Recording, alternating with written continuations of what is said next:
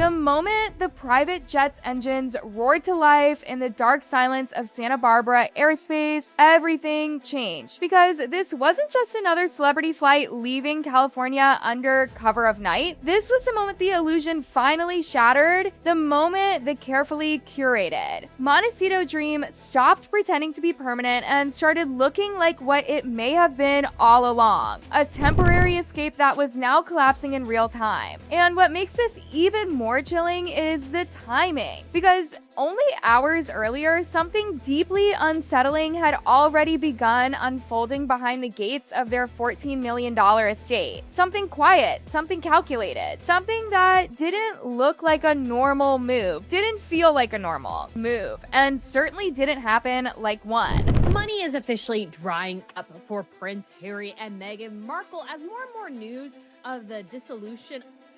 Because I want privacy. By the time she'd landed, it had become obvious that they were going to sell their souls. Even this, by their standards. She's still experiencing issues after leaving Meghan's employment, and the way she treated... At exactly 4:12 in the morning, while Montecito slept peacefully under its blanket of wealth and silence, their mansion was wide awake, not with laughter or life or even the quiet calm of a family home, but with movement, with tension, with the kind of silent urgency that only happens when something is ending faster than anyone expected. Because this wasn't daylight packing, it wasn't scheduled movers politely arriving at the front gate, it wasn't the kind of departure neighbors gossip about over coffee later in the morning, it was something else entirely. Something hidden, something deliberately invisible, and the deeper you look into those hours, the more it stops feeling like a move and starts feeling like an escape.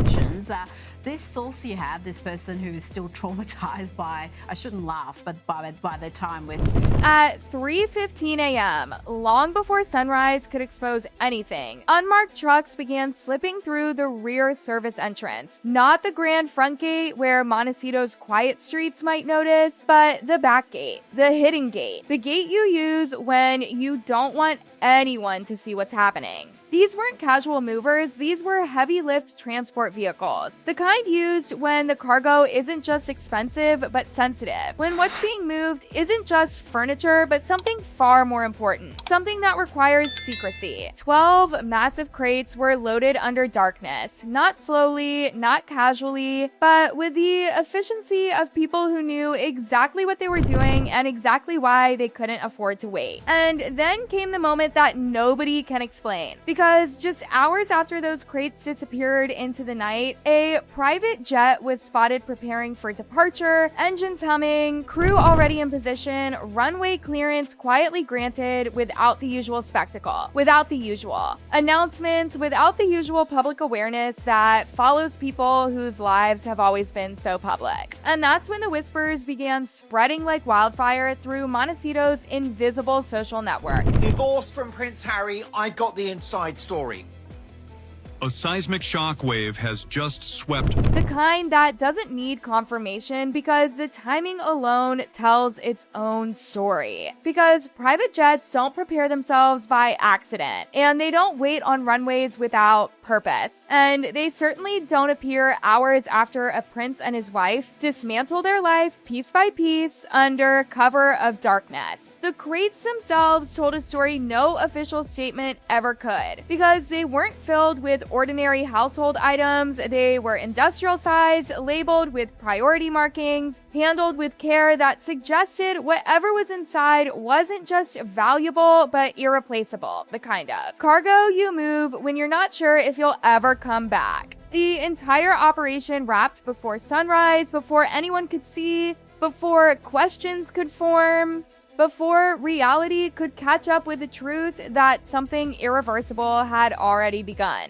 Inside the mansion, the tension was suffocating because this wasn't just about moving things. It was about moving on, about abandoning a version of their life that no longer made sense. A version that had started to crack under the weight of expectations, finances, isolation, and the quiet realization that the freedom they chased had come with a cost nobody warned them about. Meghan's voice reportedly echoed through the halls that night, sharp, controlled, old, but unable to hide the pressure that had been building for months. The pressure of being watched, judged, cut off, and slowly forced into a corner where every option felt like surrender. Outside, Harry walked alone by the pool, not speaking, not directing, not intervening, just pacing like someone whose mind was racing faster than his feet could keep up. Like someone replaying every decision that led to this moment. Every sacrifice, every risk, every bridge burned in the name of independence that now seemed fragile and uncertain. Witnesses said his face looked drained, hollow, like the reality of what was happening had finally caught up with him.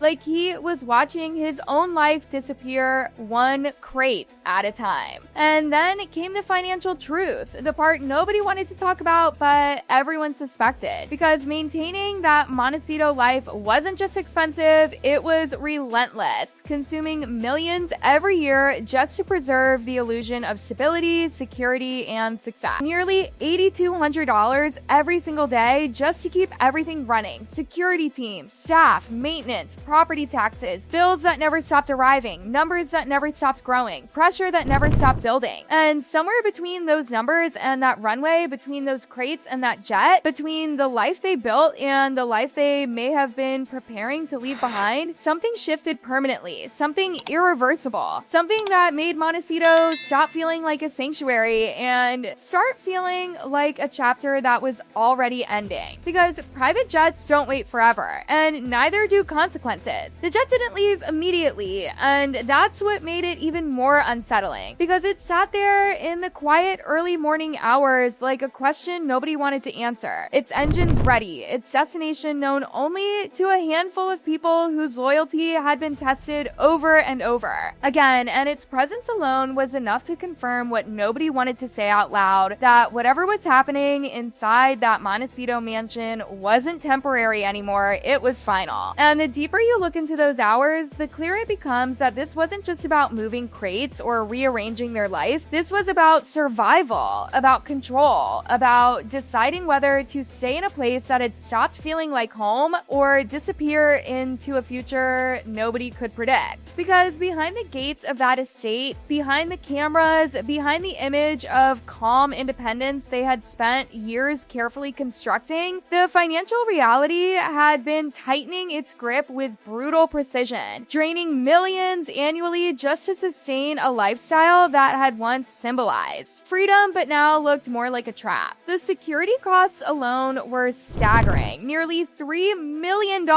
every year just to maintain protection. Protection that had once been guaranteed without question but now had to be bought, negotiated, defended, and justified. Every day they stayed in Montecito wasn't just another day of peaceful living, it was another day of burning through money faster than it could be replaced. Another day of watching the numbers slowly erase the illusion of stability. And then there was Hollywood, the industry that had once embraced them like royalty, opened its doors, handed them opportunities, treated them like the future, until suddenly it didn't.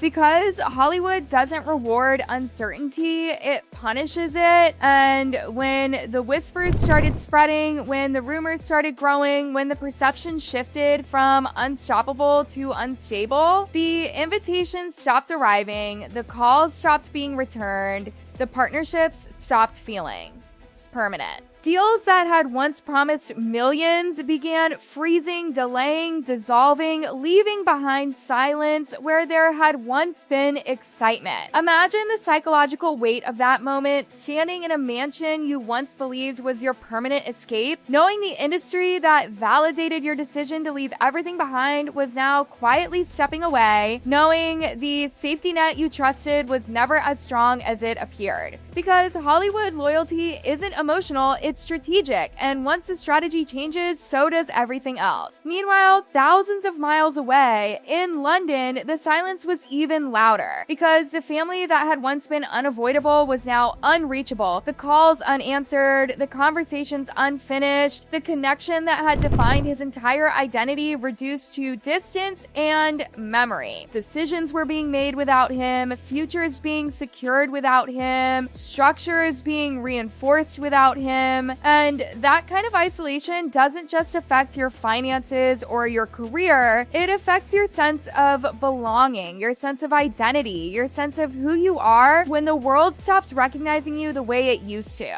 And that's what makes the private jet so symbolic, because it wasn't just a mode of transportation, it was an option, an escape route, a declaration that nothing was permanent anymore, that Montecito wasn't guaranteed, that California wasn't guaranteed, that the life they built outside the system could disappear as quickly as it was created. Neighbors later described the estate as unusually quiet after that night, the kind of quiet that doesn't feel peaceful but empty, like something important had already left even if the walls were still standing. Staff movements became less frequent, security rotations changed, routines that had once been predictable became irregular, and the entire property began to feel less like a home and more like a place waiting for its final chapter to close. And at the center of all of this were two people who had risked everything for independence, who had walked away from certainty to build something new, something theirs, something free from expectations, only to discover that freedom without foundation can become fragile faster than anyone expects. Because independence isn't just about leaving, it's about sustaining what comes after. And sustaining something that large, that visible, that expensive requires more than belief, it requires permanence. The private jet remained the final unanswered question, because whether they boarded it or not, whether they left that morning or stayed behind to delay the inevitable, its presence alone confirmed that the possibility of leaving was real, immediate, and terrifyingly close. Because people don't prepare escape routes when everything is stable, they prepare them when stability has already started slipping away. And somewhere between those crates, those financial pressures, those broken connections, and that waiting jet, the Montecito dream stopped being a destination and started becoming a memory. Not destroyed overnight, not erased instantly, but quietly, gradually, one decision at a time. Because sometimes the end of a chapter doesn't come with an announcement. Sometimes it comes with engines waiting in the dark, ready to leave before anyone notices they were ever there at all.